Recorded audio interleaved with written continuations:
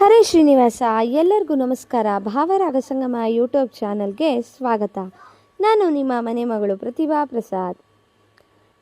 ಶ್ರೀಕೃಷ್ಣನನ್ನು ಎಷ್ಟೆಲ್ಲ ಹೊಗಳಿದ್ರೂ ಸಾಕಾಗೋದೇ ಇಲ್ಲ. ಅವನ ಲೀಲೆಗಳು ಅಪಾರವಾದಂಥದ್ದು. ನಮ್ಮ ಪುರಂದರದಾಸರು ಶ್ರೀಕೃಷ್ಣನನ್ನು ಎಷ್ಟು ಚೆನ್ನಾಗಿ ವಿವರಿಸಿದ್ದಾರೆ ಅನ್ನೋದನ್ನು ಒಂದು ಗೀತೆಯಲ್ಲಿ ಕೇಳೋಣ ಬನ್ನಿ.